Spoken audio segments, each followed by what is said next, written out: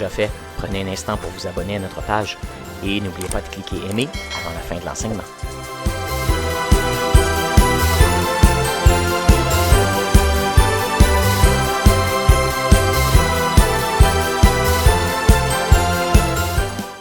Et aujourd'hui, on parle de son repos, ta protection. Et comment que c'est le proverbe 18, verset 10 qui nous dit « Le nom de l'Éternel est une tour fortifiée. Le juste s'y réfugie et se trouve en sécurité. » Et dans la présence de Dieu se trouve la sécurité. On travaille fort. Pasteur Caroline va parler comment on travaille fort pour justement essayer de se créer une sécurité. Et pourtant, la Bible nous dit que lorsqu'on se réfugie en Dieu, qu'on va se reposer en lui, il y a aussi de la protection là-dedans pour nous. Alors aujourd'hui, en cette deuxième semaine de l'Avent, on allume notre deuxième chandelle qui va être pour la protection, qui nous fait penser à la protection de Dieu pour nous. Alors, Pasteur Caroline, on est content que tu nous apportes la parole ce matin. Bonjour, ça va bien? Je suis contente d'être avec vous ce matin. Le repos, ta protection. Avez-vous déjà pensé à ça, le repos de Dieu comme étant notre protection? Le terme protection peut être défini par l'action intentionnelle de préserver ce qui est précieux en évitant ce qui épuise, ce qui blesse ou détruit. Alors, si je te disais que le repos n'est pas un luxe, mais c'est pas seulement une saison de vie, c'est vraiment notre premier appel. C'est ça qu'on a vu la semaine passée. On a vu que lorsque Dieu a créé Adam et Ève, il les a pas envoyés travailler. Il disait, le premier mandat, c'était le repos. Alors, dans un monde qui applaudit tout ce qui épuise et qui félicite quand tu ignores tes limites, avez-vous déjà eu un employeur qui pousse? Puis on dirait celui qui est promu, c'est celui qui s'épuise. Jésus propose un autre chemin. Un mode de vie. Vous savez, on est bon dans le... Jésus dit, je suis le chemin, la vérité et la vie. On aime beaucoup parler de la vérité de Christ. La vérité, ce que la parole dit, c'est important. Mais Jésus est aussi le chemin. Pas seulement le chemin, la voie entre Dieu et nous, mais aussi le chemin, une manière de vivre. Jésus est notre manière de vivre, notre style de vie. Le premier influencer. Le repos comme identité, le repos comme un bouclier, le repos comme fruit d'une âme bien gardée. Aristote disait, « Nous sommes ce que nous faisons de manière répétée. » Alors aujourd'hui, je vais vous présenter 5 habitudes qui transforment vos vies. Des habitudes qui vont vous aider à prévenir l'épuisement. La semaine passée, j'ai parlé beaucoup de théologie. J'ai parlé de la théologie du repos, de la création jusqu'à aujourd'hui.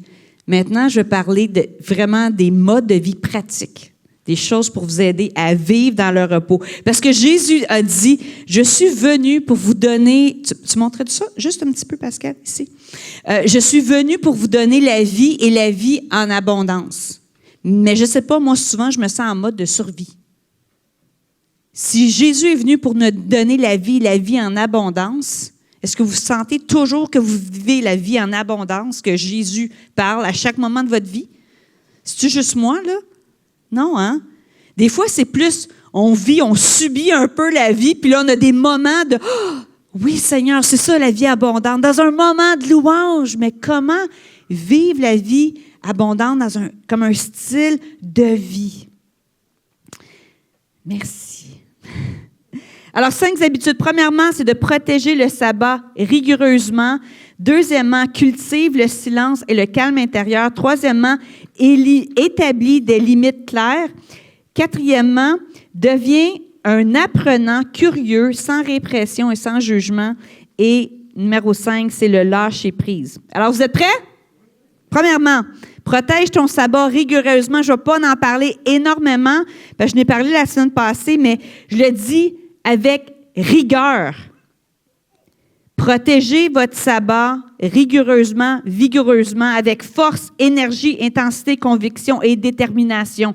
Ceux et celles qui vivent à partir du repos. On parle de ça. Comment est-ce qu'on vit notre vie quotidienne avec toutes nos demandes, avec tous nos engagements, les attentes des gens, les attentes de nous-mêmes aussi qu'on a. Hein? Comment est-ce qu'on vit tout ça? Comment est-ce qu'on gère une entreprise? Comment on fait tout ça à partir du repos? Alors, le repos n'est pas une récompense du travail, mais c'est le point de départ de notre identité. C'est toujours de se rappeler ça. J'ai expliqué hier, la semaine passée encore, le côté théologique du sabbat, mais aujourd'hui, je vais parler comment le développer en tant qu'habitude. Le sabbat, ce n'est pas juste une journée de congé. Combien d'entre vous profitent de votre journée de congé pour faire toutes les affaires que vous n'avez pas eu le temps de faire pendant la semaine? Puis vous êtes aussi encore plus brûlé. Si je suis supposée d'être ma journée. Moi, je suis brûlée de ma journée de congé. Ou vous partez en vacances, vous êtes plus brûlé de votre vacances. Est-ce que ça vous arrive? Oui, hein? Alors, le sabbat, voici ce que le sabbat est. C'est plus qu'une journée de congé, c'est 24 heures de liberté, une invitation divine à entrer dans le repos, dans cette paix profonde, dans cette joie tranquille, cette complétude intérieure qui vous rappelle, tu as été libéré de l'esclavage et de la productivité, de la pression et de la performance et du jamais assez. C'est jamais assez, il faut en faire plus. Puis voici les mensonges qu'on adopte souvent sans vraiment le savoir en tant que chrétien. C'est qu'on dit les bons comportements vont apporter la sainteté. Bien, je vais juste faire des bonnes actions, puis je vais devenir plus comme Jésus. Mais c'est dans le faire. Ou plus de succès égale plus de faveur. Et wow, j'ai une promotion. Wow, ça veut dire que j'ai la faveur des hommes, ça veut dire, j'ai la faveur de Dieu aussi, évidemment. Et je crois que Dieu veut nous bénir dans toutes nos entreprises. Comprenez? Mais c'est le motif, la motivation, c'est l'énergie. Vous savez, l'épuisement, puis j'ai fait une thèse de maîtrise là-dessus, OK? J'ai fait beaucoup de recherches. C'est prouvé que l'épuisement vient pas autant de comment ton horaire est chargé, mais de l'énergie j'essaie de le traduire, l'énergie l'énergie avec laquelle tu fais ton travail. Tu peux faire la même tâche avec une énergie qui est lourde, avec un sentiment de devoir, avec une pression, ou vous pouvez la faire la même tâche avec un niveau de joie. Comprenez? Fait que c'est l'énergie par laquelle on fait le travail, c'est ça l'indicateur du burn-out, beaucoup plus que à quel point tu es occupé dans une semaine. Est-ce que ça fait du sens? Alors, ce que je vous ai parlé des mensonges, tout ça, là, plus de comportement égale plus de sainteté, ce n'est pas l'Évangile. C'est le piège de la performance. Voici l'équation divine. Faire moins pour Dieu et d'être davantage avec Dieu apporte la paix. Là, on ne parle pas de démissionner de tous vos engagements dans l'Église. C'est pas ça que je parle, là. Et je travaille fort moi-même aussi. C'est pas ça que je parle. Mais en même temps, c'est le motif dans lequel on fait. Si seulement je pourrais avoir cette position-là, si seulement je pourrais faire ça, si seulement, là, je vais y arriver. Mais savez-vous quoi? Un coup, vous dites, là, je suis arrivé. Après ça, tu vas regarder quelque chose. Ben là, j'ai besoin de ça. Là, c'est un autre. C'est tellement, ça change. Parce que c'est basé sur l'approbation, puis c'est pas un sacrifice agréable devant le Seigneur. On a notre récompense sur la terre. Vous comprenez? Le motif est vraiment différent. Alors, nos œuvres ne sont pas des moyens de connecter avec Dieu, mais le fruit naturel de notre connexion avec lui. On travaille à partir du repos et non pas pour le repos. Adam et Ève ont connu le repos avant leur mission. L'identité avant l'activité. La présence avant la performance. Pratiquer le sabbat, c'est proclamer chaque semaine, Dieu peut continuer son œuvre sans moi. La Terre ne va pas arrêter de tourner parce que Caroline a ferme son téléphone pendant une journée. Wow! Je ne suis pas si importante que ça. Je pensais que je l'étais. Ben non, tu ne l'es pas.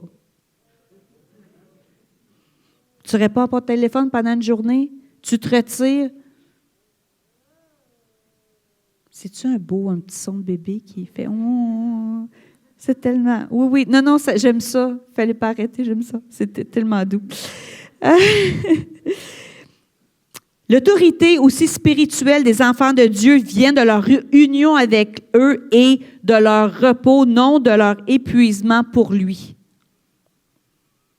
Souvent, j'ai trouvé, même que ce soit quand je conduis les champs ou quand je vis ma vie, je prie avec les gens, des fois, on peut être « Seigneur, fais ça, oui, Seigneur, Seigneur ».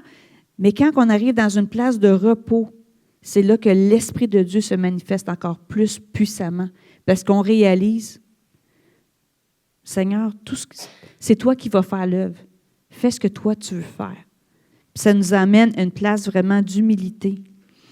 Alors, je veux vous aider à développer votre plan de sabbat. Je ne veux pas prêcher là-dessus encore, mais je vous invite à vous faire un plan et finissez ces phrases-là. Mon sabbat commencera le, remplissez, et se terminera le.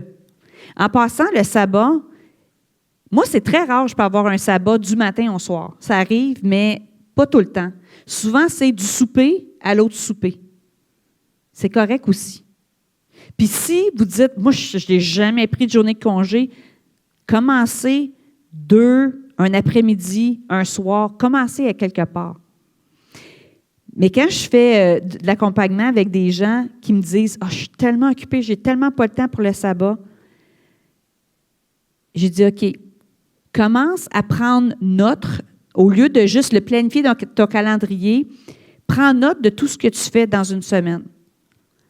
Au lieu de juste le planifier, ce que tu vas faire, prends note de tout ce que tu fais dans une semaine. » Puis quand ils ont commencé à écrire, au lieu de juste planifier dans leur calendrier, commencer à écrire en détail tout leur horaire, ils se rendent compte, « Hey, j'en passe du temps devant Netflix. » Finalement, j'en ai du temps. C'est parce que des fois, on peut planifier de travailler pendant 3 heures, mais on est tellement distrait que notre travail effectif est vraiment comme pendant 1 heure de temps. Fait que prenez conscience de ça. Prenez note de votre temps va où. Et souvent, on se rend compte que le temps qu'on prend pour se retirer, en anglais, on appelle ça escapism, pour s'échapper, comme un échappatoire, toutes les choses qui nous aident à décrocher, dans le fond. Ça peut être du temps qu'on peut prendre à part pour passer avec le Seigneur, pour dédier pour notre sabbat. C'est le temps, mais c'est l'énergie.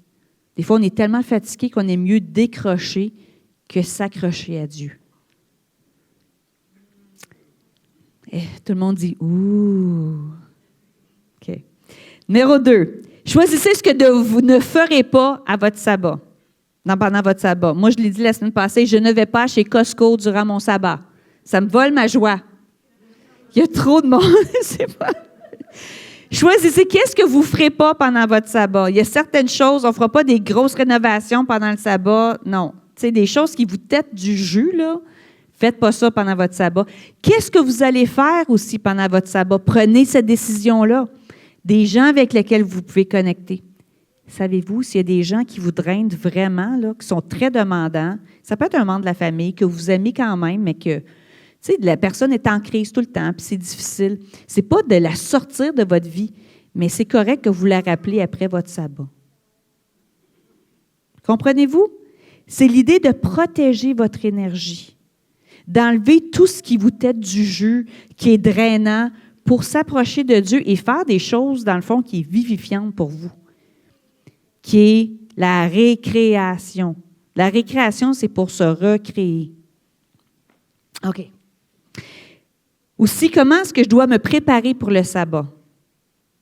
Bon, mes enfants sont plus vieux à cette heure, ils sont comme des jeunes adultes. Ils sont comme Elliot a 20 ans aujourd'hui. Hey! Quand même! Aujourd'hui, 20 ans, mon petit bébé aux yeux blancs. Aux yeux blonds, oui. Aux cheveux blonds, aux yeux bleus. Mais, tu sais, souvent, quand les enfants étaient jeunes, fallait que je prépare la nourriture avant, fallait que je prépare les vêtements pour l'église le dimanche avant pour que vraiment je puisse déconnecter avec pour le sabbat. Vous comprenez? Des fois, il faut être capable de se préparer. En fait, le peuple juif se préparait vraiment pour le sabbat. C'était un petit peu de travail avant, mais pour être capable vraiment de décrocher. Fait que pensez peut-être que vous dites, ben moi, le sabbat, je ne vais pas faire de la nourriture. Ou je ne vais pas écouter la télé. Ou, ben moi, souvent, mon sabbat, j'écoute encore des films de Marvel, Avengers, puis Iron Man avec mes gars. Ils sont encore là-dedans. Puis c'est quoi, mes gars, ils vivent chez nous. Ils ont 17 et 19, ben 20 ans. Et moi, tu sais, t'arrêtes, t'oublies, hein? Des fois, tes enfants, l'âge, ça arrête. 20 ans et Emmanuel a 17, c'est ça, 17. Puis ils veulent encore écouter des films de super-héros avec leur mère. Moi, je dis oui tout le temps.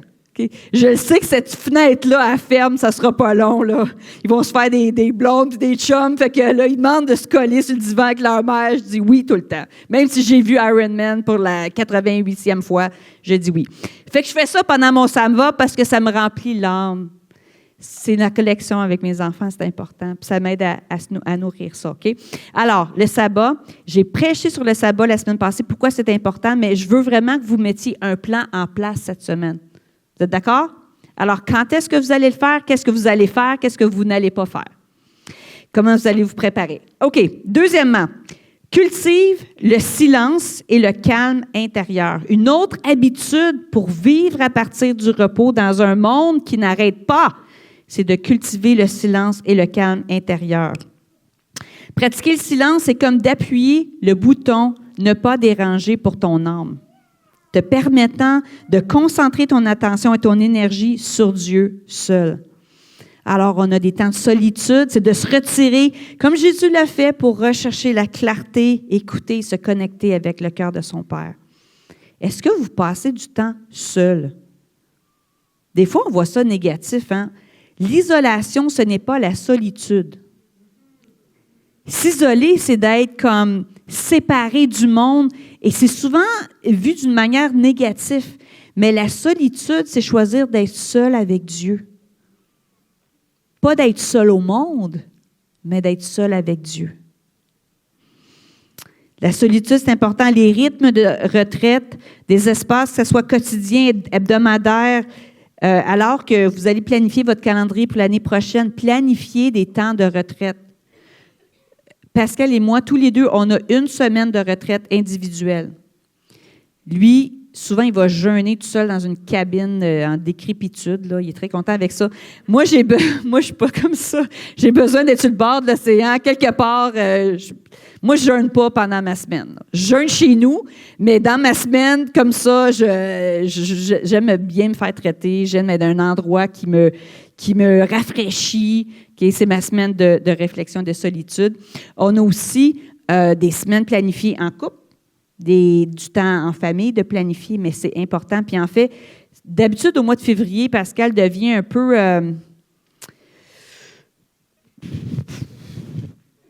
disons qu'il est dû d'aller en sa retraite. Là. Tu le vois, là. Je dis, chérie, va-t'en dans ta cabine, appelle ta tante, là, puis elle va donner sa retraite, là, sa cabine. Il est dû. Puis il sait, lui, moi aussi. Moi aussi, là, j'ai prêché beaucoup cette semaine, puis là, je suis due pour un petit temps là, de retrait. Hein? C'est de le planifier comme ça, c'est important. Si on ne le fait pas, ça n'arrive pas. Mettez priorité là-dessus. Et dernièrement, le silence. Le silence, c'est d'éliminer le bruit et la stimulation pour que Dieu puisse parler à un cœur qui est désencombré. Le silence signifie pas de musique d'ambiance, pas de lecture, pas de balado. C'est d'éliminer toutes les entrées et les distractions. La docteure Suzanne Motto, elle est une spécialiste en formation spirituelle. Elle écrit ceci. Dans un monde pollué par le bruit, il est difficile même de s'entendre penser, encore moins de se tenir tranquille et de connaître Dieu, de développer une amitié avec Dieu. Pourtant, rechercher le silence, peu importe à quel point nous sommes occupés, est essentiel à notre vie spirituelle. Le silence ne devrait pas être évité comme un espace vide, mais reconnu comme un terrain fertile pour devenir ami de Dieu. Qui veut être l'ami de Dieu? Ésaïe 41, verset 1 dit « Faites silence devant moi ». Souvent, en fait, dans la Bible, dit « C'est le temps de vous taire maintenant ». Est-ce que vous arrivez des fois dans une conversation avec vos enfants de dire « OK, maintenant, tu as dit ce que tu avais à dire. Là, c'est le temps que tu écoutes. » Dieu est comme ça aussi. Il veut qu'on l'écoute. Psaume 37, verset 7 dit « Reste tranquille devant l'Éternel et attends-toi à lui avec patience. » Je détestais le silence. Je n'aimais pas ça, le silence. Moi, j'étais quelqu'un on appelle ça un optimizer. J'aime optimiser. Optimiser, maximiser. Chaque opportunité que j'avais, je prenais une marge, j'écoutais un balado, j'écoutais de la musique, j'ai optimisé la croissance personnelle, c'est important. Oh, que j'aime le silence maintenant. Tout le monde chez nous a le TDA, à part moi. J'aime le silence. J'en ai besoin pour nourrir mon âme. Je vois des petits rires, là, vous savez exactement de quoi je parle, hein? Et puis j'aime ma famille, puis je n'échangerai pas, mais le temps de silence me permet de mieux les aimer. Le temps de silence me permet de mieux aimer Dieu. Et c'est tellement important. Habakkuk 2, verset 20 dit « L'Éternel est dans son saint temple, que toute la terre fasse silence devant lui. » Imaginez-vous la quiétude si toute la terre ferait silence devant lui. Un jour, ça va arriver. On trouve ça dans Apocalypse 8, verset 1. Et ce qu'on va faire, j'aimerais ça faire un exercice avec vous. Je sais que ce n'est pas quelque chose qu'on fait d'habitude, là, mais Emma Stark nous a dit de faire des choses différemment. Alors, on va faire des choses différentes. Okay? Alors, je vous invite à simplement fermer vos yeux. Prendre une grande respiration. Relâcher, expirer.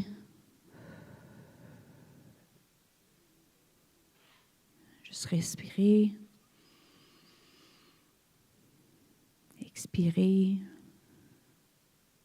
Quand on fait ça, c'est vraiment pour juste calmer notre système nerveux puis se concentrer sur Dieu. Inspirez encore. Expirez. Je vais vous poser une question, puis on va garder le silence ensemble pour un petit temps, puis le Saint-Esprit va vous parler. On lit en Apocalypse 8, verset 1. Lorsque l'agneau ouvrit le 7e sceau, il y a eu un silence dans le ciel pendant environ une demi-heure.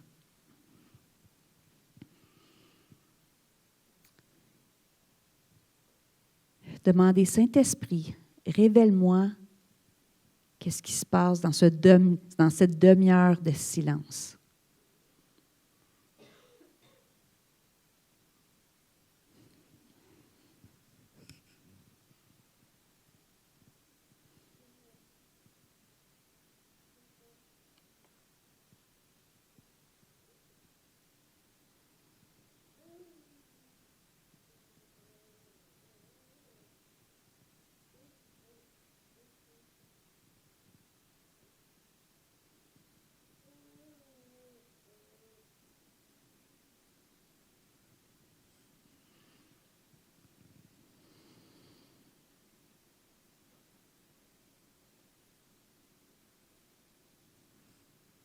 Vous pouvez ouvrir vos yeux.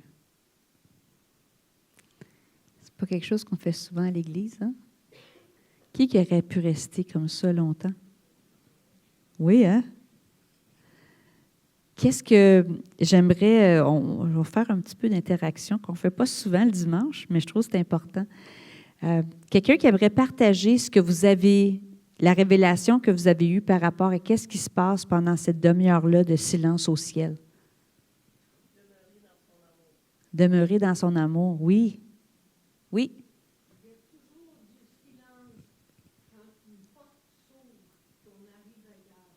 OK. Il y a tout le temps du silence quand une porte s'ouvre puis on arrive ailleurs. OK. Quelqu'un d'autre? Une connexion avec Dieu, oui.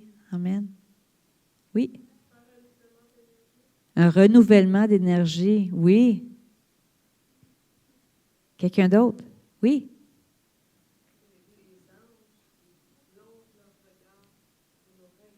Tu as vu les anges qui plongent leur regard pour nous regarder. Amen.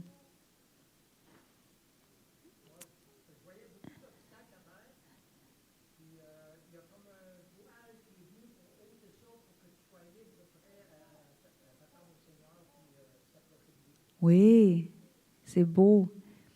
Souvent dans l'attente, c'est...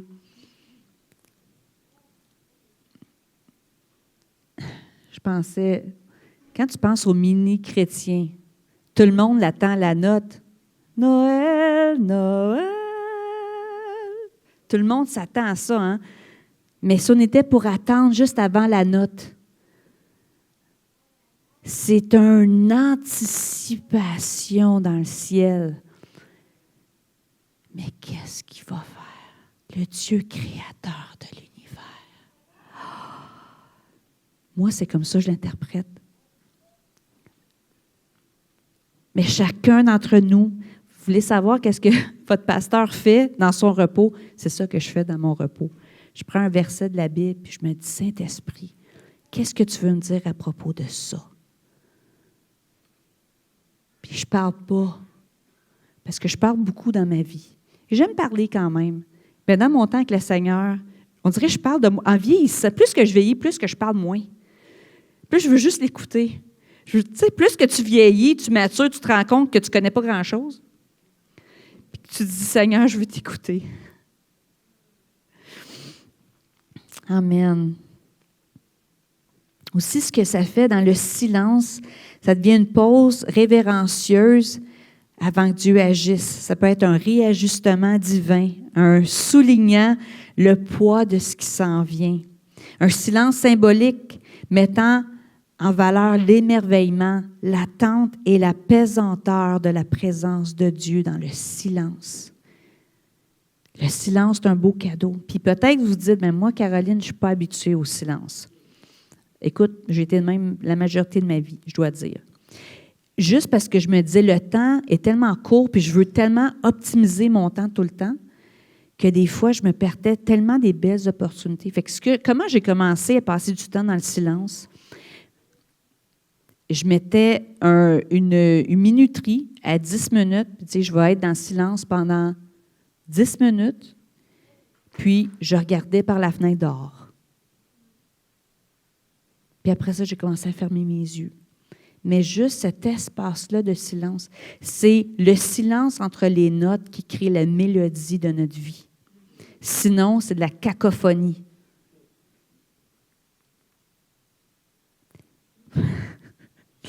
Quand on a eu notre premier enfant, Samira, tous nos amis qui avaient déjà des enfants nous ont donné des jouets qui faisaient beaucoup de bruit.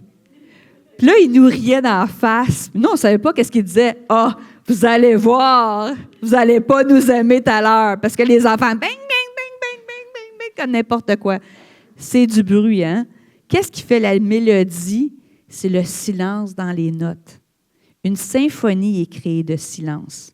On entend les notes, mais sans le silence, ouf, c'est un gros mal de tête. Alors, petite question pour vous. Comment allez-vous intégrer le silence dans votre vie?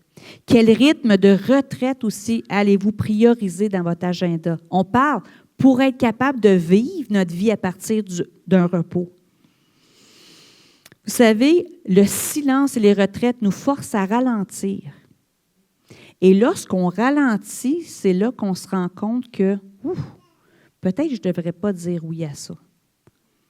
peut-être que cette heure supplémentaire-là, qui peut me donner plus d'argent, mais qui va faire que je vais arriver à Noël complètement vidée, que je vais juste vouloir pas être avec mes enfants. Moi, quand je sens que mes enfants sont un obstacle à mon appel, Caroline, il y a un problème avec toi. Ça m'est arrivé, j'ai eu 3 enfants en bas de 5 ans, j'ai fait ma maîtrise, puis quand les enfants étaient jeunes, fait que des fois, je me disais, mais coudonc, ils sont partout, ces enfants-là. Ben oui. Puis à Vancouver, c'est petit chez nous, là. On habite dans on n'a pas une maison qu'on a là, certains, on a un petit appartement, on était tous collés. Puis ça m'est arrivé des fois que je me disais, coudonc, les enfants, il me semble que je pourrais tellement faire plus d'affaires si les enfants, j'avais pas d'enfants, s'ils étaient plus vieux. Puis c'était tout le temps un rappel à Caroline, tes priorités. Tes enfants ne sont pas dans le chemin, sont le chemin de ta transformation, de ta sanctification. Fait que le fait de ralentir nous permet vraiment de réévaluer puis de dire, est-ce que Dieu m'appelle vraiment à faire ça? Et de compter le coût d'un certain engagement avant de dire oui, avant de dire non à certaines choses. Est-ce que vous me suivez? Ça fait du sens? J'essaie d'aller très, très pratique avec vous ce matin. Parce que je sais que tu dis, ben oui, mais là, c'est beau le sabbat, Caroline, mais ça a l'air de quoi dans ma vie quotidienne? Je vous donne des trucs. Deuxièmement, OK, c'était de cultiver le calme intérieur et le silence. Troisièmement, c'est d'établir des limites claires. Des limites claires enseignent aux gens comment vous traiter. Savez-vous ça? Les limites enseignent les gens comment vous traiter. Certains d'entre vous vous êtes rendus compte que Pascal ne répond pas sur Messenger. Sur un app Messenger, c'est une limite claire qu'il a mis. Puis au début, quand on est venu pasteur ici, les gens me textaient sur Messenger, ils disaient, Pascal, Caroline, tu veux-tu faire le message à Pascal? Là, c'était le fun dans notre mariage, hein, ça. Puis là, j'ai dit non, je ne ferai plus le message. Là, qu'est-ce qu'on dit? Appelez Vanessa! Appelez Vanessa! C'est pour ça qu'elle est là. Appelez Vanessa! Mais c'est des limites claires parce qu'on ne peut pas être rejoint en tout temps. Parce que si à chaque fois que quelqu'un me texte ou m'envoie un message, je réponds tout le temps, c'est comme si je leur enseigne que moi, dans ma vie, je n'ai rien d'autre à faire que d'attendre leur texte. Hey, je suis tellement contente que tu me textes. J'ai attendu toute ma vie. Je m'emmerdais tellement. J'avais tellement rien à faire. Là, tu donnes un but à ma vie. Alors, merci de m'avoir texté. C'est pas vraiment comme ça que c'est, hein? Alors, c'est important juste... Puis tu sais, des limites, c'est juste d'être clair. Quand il y a une limite, on dit... c'est souvent, on sent qu'on marche sur les œufs avec les gens, qu'il va y avoir une limite une fois, mais le lendemain, ça ne sera pas la même limite. Tu peux dire, ah oui, il fait ça, mais le lendemain, il ne fait pas ça. Fait que ça, c'est mélangeant. Mais le plus clair que c'est, le plus... dans le fond, la clarté, c'est une action de bonté. Puis Jésus a vraiment établi des limites qui étaient claires dans Marc 1. Alors que toute la ville cherchait à le trouver, il ne s'est pas rendu immédiatement disponible. Jésus n'était pas tout le temps disponible, en fait. Au contraire, il se retirait souvent très tôt pour prier. Puis même les disciples, à un moment donné, Pierre est pogné nerf après lui, il dit, « Voyons Jésus, tout le monde te cherche. Hier, tu as passé toute l'année à guérir des gens. Il y a encore, 500 personnes qui attendent d'être guéries. » là. Puis Jésus, après d'avoir passé du temps avec son Papa céleste, qu'est-ce qu'il a fait? Il a dit, « Ah, merci Pierre, tu es là. Allons dans l'autre ville. » Parce qu'eux aussi ont besoin d'entendre le message. Comprenez qu'il y avait plein de personnes qui allaient être déçues. Il y a des personnes qui avaient attendu en ligne toute la nuit. Fait que l'idée qu'on ne va pas déplaire aux gens, ça n'existe pas, là. Comprenez-vous, quand on a des limites claires, on est plus capable de vivre dans le repos. Dans le repos, parce qu'on a des limites. Alors, ma question pour vous, alors que vous entrez dans cette période de fête, très pratique encore. À quel moment est-ce que vous voulez ne pas être rejoignable? Que ce soit par courriel, que ce soit par texto, par téléphone, par d'autres applications. Quand est-ce que vous dites, OK, moi, là, à cette heure-là, Combien d'entre vous avez lu un courriel ou un texte à 11 heures du soir que vous avez, parce que vous l'avez lu, vous n'étiez pas capable de dormir? Parce que ce n'était pas une bonne nouvelle. Levez la main, là. Il y a 3 personnes, vraiment, c'est juste moi qui reçois des affaires à 11 heures du soir, qui fait « Ah! Pourquoi tu l'as regardé? Ah, puis là, je veux juste checker mon téléphone avant. Pourquoi? Ça l'ajoute quoi à ta vie à regarder tes textes à 11h30 le soir? Qu'est-ce que tu peux faire?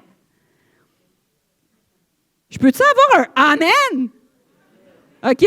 Fait que d'avoir des limites claires, certainement, moi, je dis souvent, il n'y a rien que je peux changer passer 8 heures.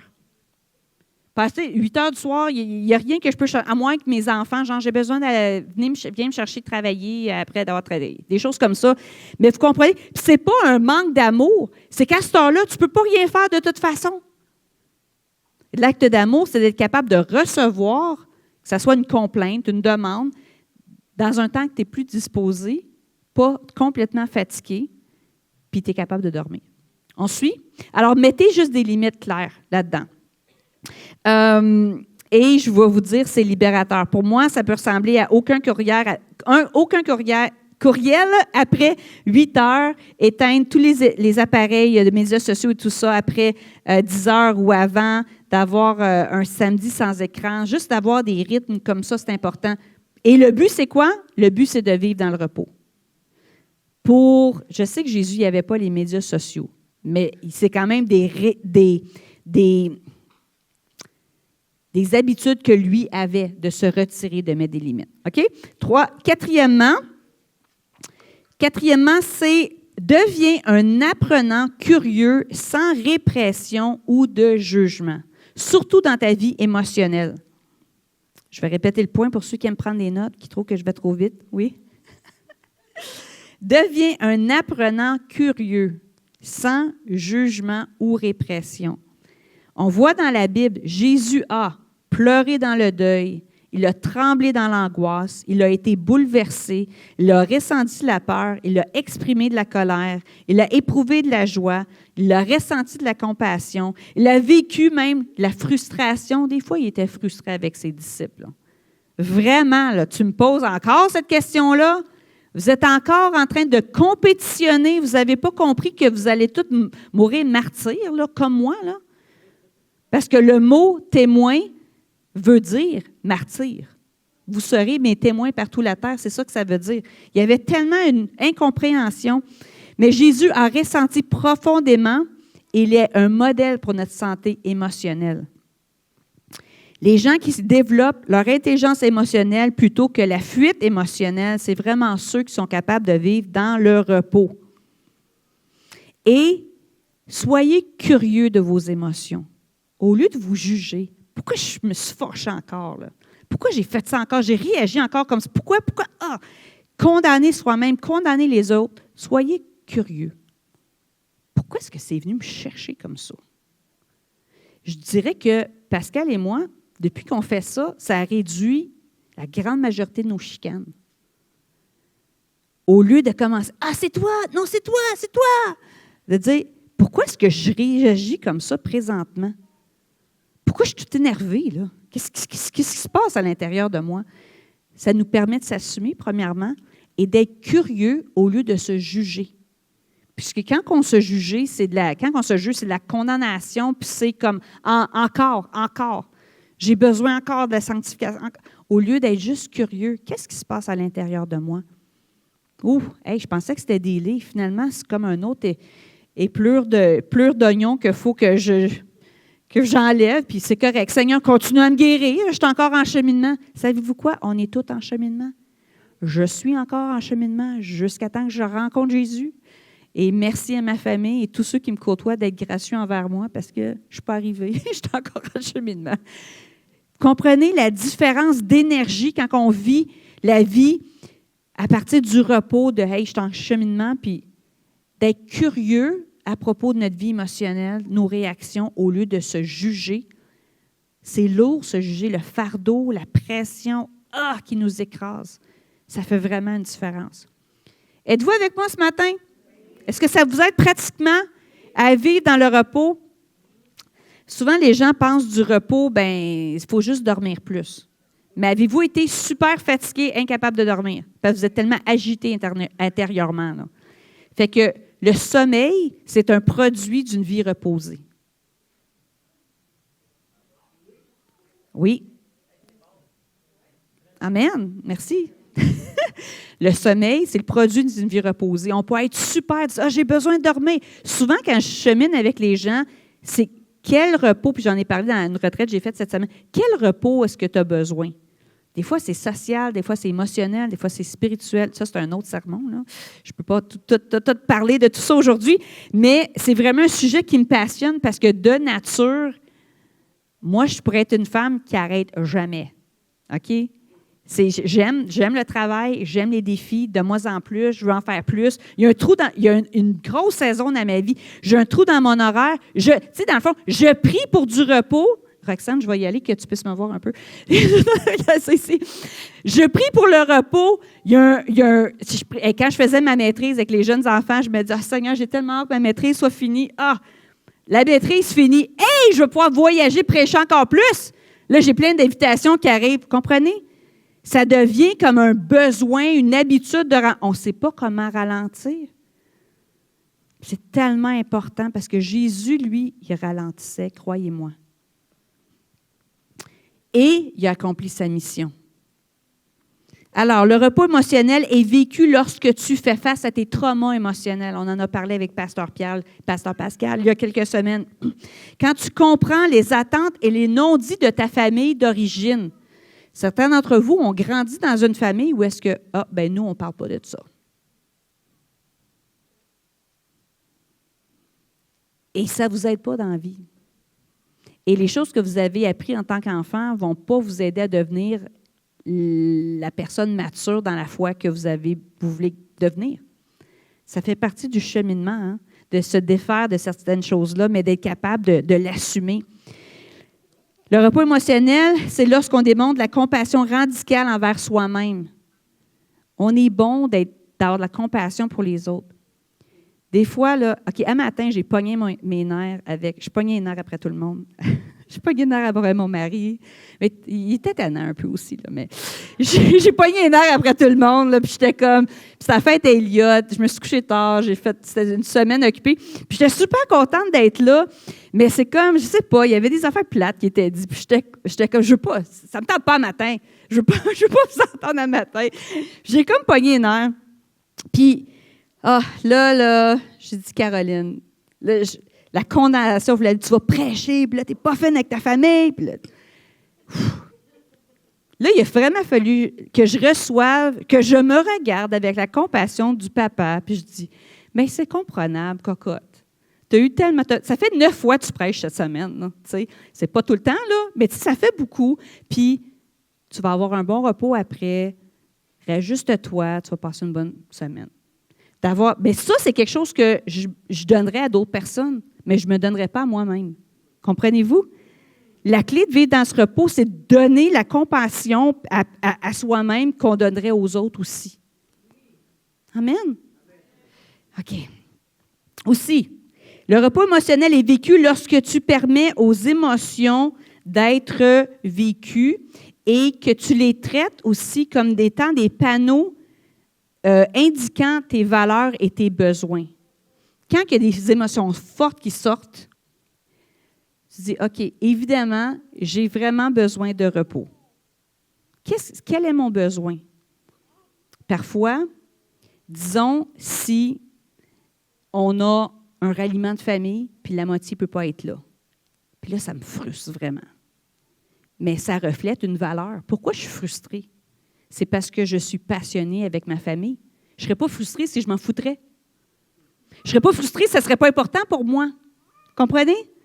Alors, les émotions fortes, tu dis, OK, c'est parce que quelque part, il y a quelque chose là-dedans qui est important. C'est une valeur pour moi d'être capable de l'assumer. Et quel est mon besoin? Comment est-ce que je suis capable de nommer mon besoin? Et ça, mes amis, c'est le travail d'une vie. C'est le travail d'une vie. Ça ne s'arrive pas à travers un sermon une fois, mais c'est vraiment le travail d'une vie. Mais ça nous permet à devenir plus comme Jésus, plus mature. Et le but d'aujourd'hui est de vivre dans le repos. Vous êtes encore avec moi? OK. C'est pratique? Bon. Dernier point, et le plus grand point, c'est le lâcher prise. On relâche les autres. J'ai vu Vanessa faire ça. Puis je le fais, je te copie, Vanessa. Je relâche. Je relâche. Elle fait ça avec ses mains. À cet âge, je le fais. Je relâche. Et tu sais, moi, j'ai des jeunes adultes, puis c'est vraiment un chiffre d'aller d'enfants que tu les aides dans leur période d'examen, que tu es là, tu les suis, que des jeunes adultes que s'ils n'étudient pas, ils vont couler, puis il n'y a rien que tu peux faire, là. Tu sais, je veux dire, il y a une idée du relâchement. Tu es béni, tu relâches, je suis là pour t'aider, mais en même temps, ils deviennent des adultes qui doivent s'assumer. Ouf, hey, c'est pas facile. Moi, j'aimais ça quand elle a dit non, là, on va étudier, puis tu sais, d'être capable vraiment des encadrer, mais là, à un certain point, tu es un adulte. Puis des fois, oui, je vois des têtes comme ça, des choses avec nos enfants, mais tu dis, mais si tu fais ça, ça va tellement t'aider, ou être ton conjoint, des gens autour de toi, mais tu ne le vois pas que ça va t'aider. Mais il faut que... Il te voit fatigante si tu ne les lâches pas. Tu comprends? C'est des relâcher, des bénir, et oui, de parler, de suggérer, mais à un certain point, on ne peut pas contrôler les gens. Alors, de les relâcher nous permet de vivre dans la paix. Parce que sinon, on passe notre temps à dire comment est-ce que je peux changer la personne? Oh. Mais Dieu, il n'est même pas comme ça avec eux. Il n'est même pas comme ça avec nous. Il est tellement patient. Tellement patient. Alors, on va parler relâcher les autres, se relâcher soi-même et laisser Dieu. Psaume 46, verset 1 dit « Arrêtez et sachez que je suis Dieu ». Il y a plusieurs traductions de tout ça. Le mot qui est « arrêté » ou « soyez tranquille », c'est le mot « harpa » en hébreu, qui porte l'idée d'abandonner, de cesser de lutter, de lâcher prise pour faire confiance à Dieu.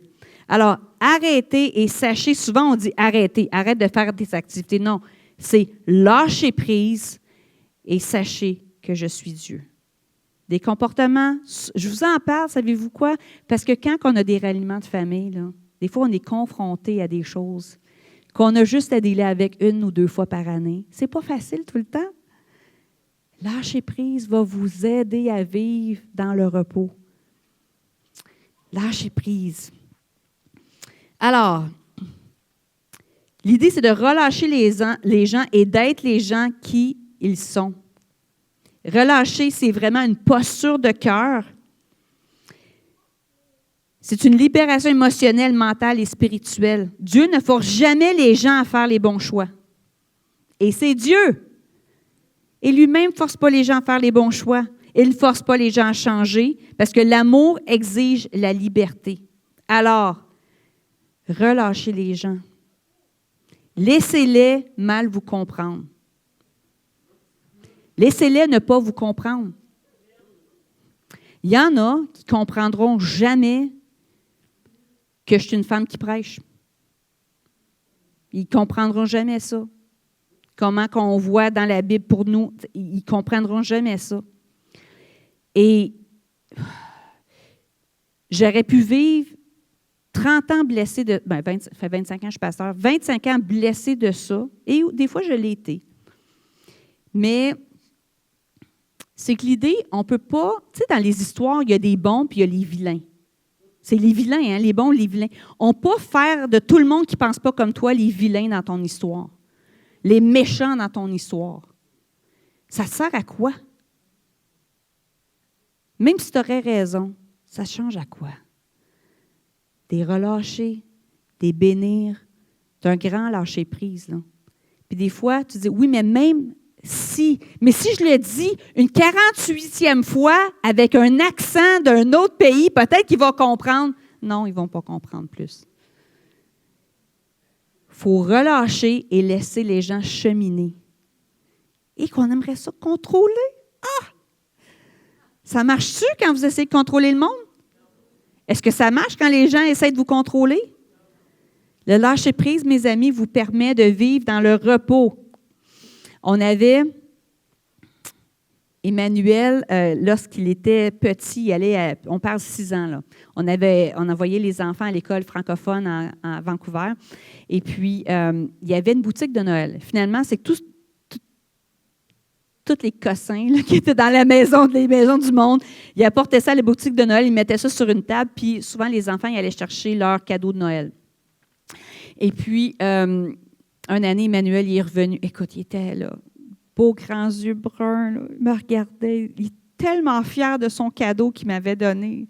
C'est ma fête le 12 décembre. Alors, il avait emballé son cadeau pour ma fête. Il dit, « Oh, maman, je t'ai acheté un cadeau. » C'était, je l'ai oublié, je l'ai l'année ce matin, mais c'est un Frankenstein de Noël. Mais c'est pas, non, c'est juste un Frankenstein. C'est comme un Frankenstein de l'Halloween, finalement, avec les pattes qui pendent, là. C'est fait pour, genre, mettre sur une tablette. Tu sais, comme le lutin sur l'étagère, Elf on the Shelf en anglais, c'est populaire dans le temps des fêtes. Bien, lui, c'est comme un petit Frankenstein, puis tout ça. Puis lui, il était tellement fier. Puis son frère et sa sœur, ils ont ri de lui. Ben là, c'est même pas l'Halloween, c'est même pas Noël. Puis là, il riait. Puis écoute, il était jeune, là. On les pardonne, il était jeune. Puis là, Emmanuel, il est venu avec un cœur tellement attristé. « Oh oui, petits yeux bruns, mon petit loup, oui. » Puis là, je l'ai regardé, je dis, « Emmanuel, je suis tellement contente. » Hey, on va, puis là, j'en ai mis, là, puis j'ai dit, « Hey, à chaque Noël, on va passer tout le mois de décembre, cacher le lutin, pas le lutin, tu vois, je dis lutin, le Frankenstein, puis on va le trouver. Ça va devenir le jeu des bergerons. » Comprenez? Et depuis ce jour, on a le Frankenstein de Noël. Et c'est à cause d'Emmanuel. Et son frère et sa sœur sont dedans, là. Mais là, on le cache partout dans la maison depuis le début de décembre, depuis le 1er décembre. Mais là, on s'est rendu compte que on avait pas mal tout fait les spots dans le salon et la cuisine. Là, on a rendu toute la maison. C'est tous des adultes, là, c'est toute la maison. Mais ça passait sur quoi? Ça passait pour... Dans le fond, c'est une offrande, hein, c'est un cadeau qui était mal compris, qui a été jugé. Puis nous, moi et Emmanuel, il était petit. Puis je me souviens, dans son visage, il était déçu. Puis quand j'ai dit, « Emmanuel, ça va devenir notre affaire à moi puis toi, chaque Noël. » Tellement fier. Tellement fier. Vous voyez, juste la perspective, juste de relâcher le jugement, ça fait une différence dans notre famille. OK. Laissez les gens être déçus. Ben oui. Jésus a déçu les foules lorsqu'il s'est retiré pour se reposer parce qu'il y avait des limites saines. C'est correct que les gens vont être déçus. C'est sûr que vous allez décevoir des gens. Puis en plus, si vous êtes dans le leadership, là, vous allez décevoir les gens. Alors, ce n'est pas une question comment est-ce que je ne vais pas décevoir les gens, c'est que c'est sûr que je vais décevoir les gens. Alors, il faut que je sois prête à les lâcher prise quand que je les relâche, quand que je les déçois. Laisse les gens vivre leurs émotions. Tu n'es pas responsable de gérer la colère, l'anxiété et les réactions de quelqu'un d'autre. Lâcher prise va t'apporter du repos. Laisse-les être ne signifie pas approuver le comportement de l'autre, mais c'est de relâcher. Libérer les gens de ton contrôle afin de cesser de porter ce qui ne t'appartient pas. C'est de relâcher le contrôle sur les choix, les réactions, les attentes des autres et tous les résultats que tu ne peux pas contrôler. Dans Exode 14, verset 1, on lit « L'Éternel combattra pour vous. Vous n'avez qu'à rester tranquille. » Le repos est votre protection. Dans votre corps, dans votre âme, dans votre esprit. Qui trouve ce message libérateur? Qui va repartir ici plus léger? Amen, c'est ça le but. Là, je vous ai dit, lâcher prise, relâcher les autres. Là, c'est laisse-moi. Dites avec moi, laisse-moi. Laisse-moi. Laisse-moi ressemble à ceci. Laisse-moi dire non lorsque c'est nécessaire. Laisse-moi choisir le repos parce que c'est ça que Dieu commande. Laisse-moi clarifier mes attentes au lieu de présumer. J'ai fait du mentorat avec une jeune femme il y a deux semaines. Et puis, elle a dit, tu voyais que c'est quelque chose qui l'agitait beaucoup. Puis elle disait, Caroline, j'ai reçu un courriel. Elle lit le courriel. Là, il s'est passé ça. Là, tu as fait ça, j'ai besoin que tu me redonnes ça, et puis c'est ça tout de suite. Puis là, c'est comme, gna, gna, gna, gna, gna, gna, gna. J'ai dit, OK, OK, je ressens que c'est important pour toi. On va réessayer quelque chose. Relis le courriel avec un sourire dans ton visage et avec des présuppositions les plus généreuses. Bonjour, j'espère que ça va bien. Vous comprenez? La posture était tellement différente. Donnez, vivez dans le repos et pas dans l'offense. Donnez aux autres les meilleures présuppositions. Vous allez voyager et cheminer tellement plus léger. Moi, ça me permet de voyager plus légère au lieu de souvent donner le ton qui est tellement plus dur. Est-ce que ça vous est arrivé d'être mécompris? Oui? D'envoyer quelque chose, c'est pas tout ça que je voulais dire. Oui, mais si on se donnait tout, l'amour assume le meilleur. L'amour couvre tout. Alors, si on avait la meilleure présupposition les uns des autres, l'Église serait différente. Le monde serait différent. Amen. Alors, relâcher les autres et se laisser nous-mêmes. Laisse-moi, ce n'est pas égoïste, c'est la gestion responsable de la seule personne que tu peux contrôler, toi-même. Assume tes décisions, tes limites, tes émotions, ton appel, ton intimité avec Dieu, ton repos et ta restauration. Parce que, et ça, c'est vraiment le fond, notre série, c'est son repos, ton cadeau. Comment vivre dans le repos que Dieu nous donne. Et on a parlé de relâche les autres, laisse-toi toi-même et laisse Dieu. Abandonne ce qui ne t'appartient pas. Des fois, vous pouvez recevoir des commentaires et des choses, mais ça ne m'appartient pas. La réaction de quelqu'un, l'agitation de quelqu'un. J'y travaille encore. Parce que moi, dans ma personnalité, je peux réagir assez vite, je dirais, parce que je suis vite, je pense vite. Des fois, Pascal dit, tu parles trop vite, c'est pas juste. Moi, ça me prend du temps à arriver avec mes arguments. Moi j'arrive, puis j'ai une réponse. Ça va vite dans ma tête. De ralentir vous garde de beaucoup de péchés. De garder le silence, de relâcher les gens et de les bénir, de s'assumer nous-mêmes et de laisser Dieu être Dieu. Je veux vous inviter à faire un exercice dans les prochaines semaines. Je veux que vous jouiez à la patate chaude avec Dieu. Hot potato game. Pour toi. Hot potato game with God. Okay? L'idée, c'est lorsque vous recevez une offense ou quelque chose qui vous énerve, vous pouvez le garder puis vous brûler. Imaginez-vous, c'est une patate chaude que vous voulez remettre à Dieu. Une injustice, un jugement, patate chaude avec Dieu. Si on fait une patate chaude, c'est comme ça. Le but, c'est de l'avoir de le garder le moins longtemps. Sinon, on se brûle. Mais je vous encourage à faire ça dans vos relations. Patate chaude avec Dieu. Vous recevez une offense, Seigneur, ça ne m'appartient pas. Je le lance. La patate chaude avec Dieu va changer votre vie. Et il va vous permettre de vivre dans le repos. Tout le monde le voit dans votre tête, là? Moi, je vous dis, il y a des gens qui me voient 10 ans après que j'aille prêcher quelque chose, ils disent, je me souviens, tu avais déjà dit, j'entends ta voix, la patate chaude, des choses comme ça, OK? Ça va vraiment faire une différence. Parce que c'est de permettre, de toute façon, tout revient à Dieu, puis c'est Dieu qui est le juge, c'est lui qui s'en occupe. C'est lui qui est souverain. Alors, la patate chaude avec Dieu, ne gardez pas ces choses-là, mais remettez-lui et laissez Dieu être Dieu. La patate chaude avec le Seigneur, vous ne pensez pas avoir ça à l'Église, hein? Ce dimanche? Je vous invite à vous lever. Alors, on parle du repos qui est très important. Je vais juste faire une petite récapitulation des 5 points.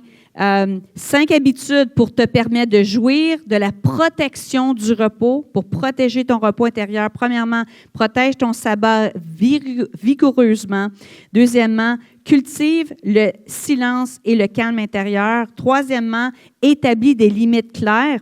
Quatrièmement, deviens un apprenti curieux, sans répression ou jugement. Et cinquième, lâcher prise. Alors, je vais faire une prière avec vous. J'ai créé une prière qui s'appelle la prière du lâcher prise. Êtes-vous prête à le faire avec moi? Très simple. Et je vous dis, ça va changer votre temps des fêtes. Le but, encore, pourquoi qu'on prêche là-dessus, c'est de cheminer avec le Seigneur plus léger, pas alourdi, et de préserver notre repos. Amen.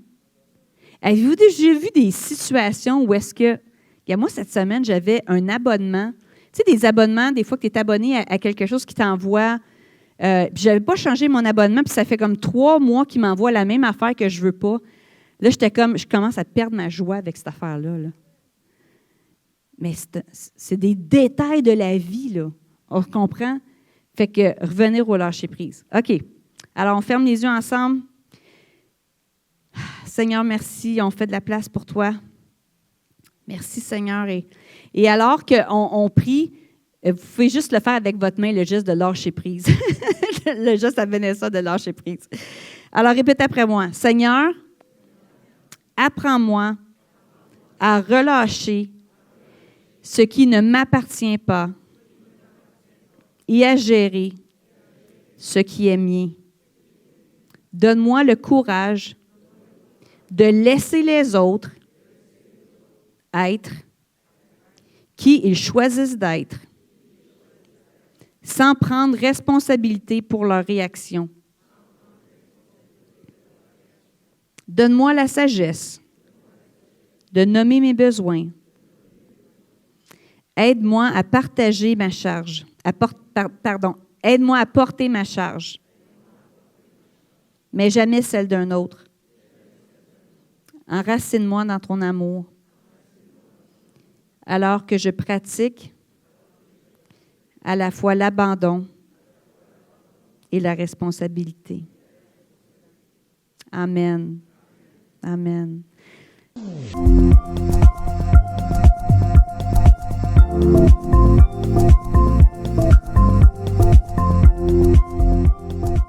Si ce n'est pas déjà fait, prenez un instant pour vous abonner à notre page et n'oubliez pas de cliquer « Aimer » avant la fin de l'enseignement.